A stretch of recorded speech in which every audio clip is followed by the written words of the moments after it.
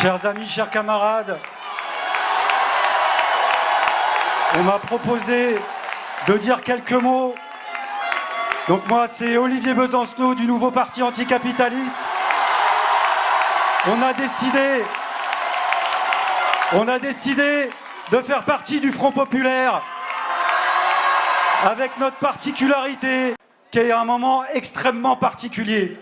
Donc on l'a fait en conscience, en se faisant violence, on doit l'avouer, pour qu'une coalition la plus large voie le jour, sans rien oublier, ni des uns, ni des autres. Moi, aujourd'hui, il a été question de penser, évidemment, à ceux qui n'ont pas voté et qu'il faut faire voter. Moi, je voudrais avoir une pensée pour ceux et celles qui n'ont pas le droit de vote dans ce pays. Je voudrais avoir une pensée pour les immigrés, souvent des femmes qui se lèvent tôt, qui charbonnent, qui rentrent tard le soir, qui élèvent seuls leurs enfants. À ces millions de personnes dans le pays, hommes, femmes, enfants d'immigrés, on voudrait vous dire la chose suivante. La France ne se résume pas au score électoral de ce soir. Il existe un pays solidaire. Il existe un pays qui croit en l'égalité des droits. À toutes ces personnes qui tremblent dans leur chair ce soir, parce qu'on ne va pas se raconter d'histoire, ça existe aussi, qui se posent des questions, qui nous posent des questions, qui nous disent comment ça va tourner dans les heures et dans les jours à venir. On voudrait vous dire, on va faire bloc, et bloc jusqu'au bout. Je voudrais aussi avoir une pensée pour les générations militantes qui nous ont précédés.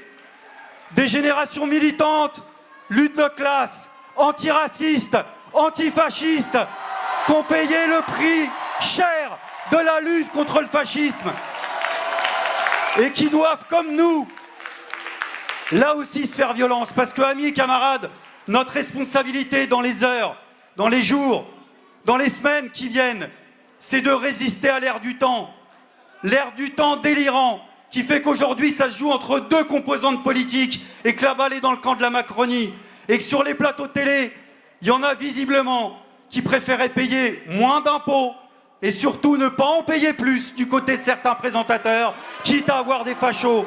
La balle est dans leur camp à eux et à elles. Nous prenons nos responsabilités. Et nos responsabilités, c'est de faire en sorte que la peur ne change pas de camp dans ce pays. L'extrême droite, dans l'histoire, quand elle met la main sur l'appareil d'État, on sait quand elle commence à le prendre, on ne sait pas dans quel degré de barbarie ça se termine. Alors il faut faire front, ici et maintenant, résister à l'ère du temps. Et je terminerai là-dessus. C'est combattre cette ambiance politique qui est à gerber. C'est l'aberration orwellienne, pour ceux qui ont la référence de 1984 et de son livre, Le ministère de la vérité. Ce ministère du totalitarisme qui mélangeait les mots, tout et leur contraire. La guerre, c'est la paix. La liberté, c'est l'esclavage. La force, c'est l'ignorance. Aujourd'hui, nous sommes en train de vivre cette séquence politique-là, où on rend, ni plus ni moins, les chômeurs responsables du chômage, où on rend les immigrés responsables du racisme, où on rend les femmes, du fait de leurs actions soi-disant trop radicales, responsables du sexisme. Tout est à front renversé.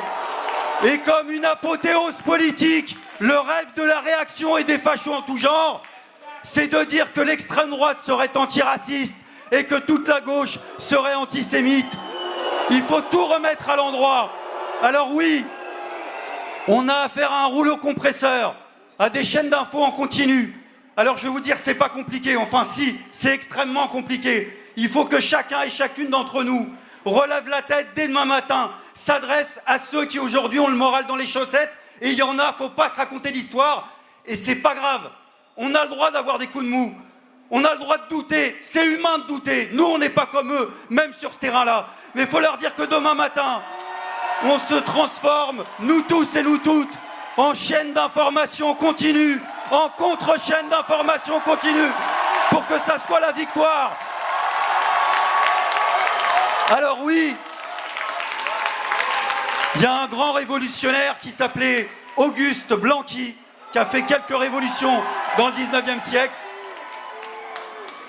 Et il s'attaquait à ce qu'il appelait les adorateurs du fait accompli, les fatalistes de l'histoire. Le récit voudrait qu'aujourd'hui, on intériorise l'idée que l'extrême droite soit déjà au pouvoir. Amis, camarades, l'extrême droite n'est pas au pouvoir. Nous avons le pouvoir de faire en sorte que l'extrême droite ne soit pas au pouvoir et de continuer la lutte après le 7, parce qu'il faudra mener la lutte après le 7, qu'on gagne ou qu'on perde. Et d'ailleurs, si on devait gagner, faudra redescendre dans la rue, parce que comme on n'a pas la mémoire courte, on n'oublie pas non plus, amis et camarades, que certains gouvernements de gauche, quand ils étaient au pouvoir, ont mené une politique de droite, alors que l'inverse n'est jamais arrivé. Et sur ça aussi, on sera vigilant. Merci à tous, la lutte continue, ils ne passeront pas, nos passaran.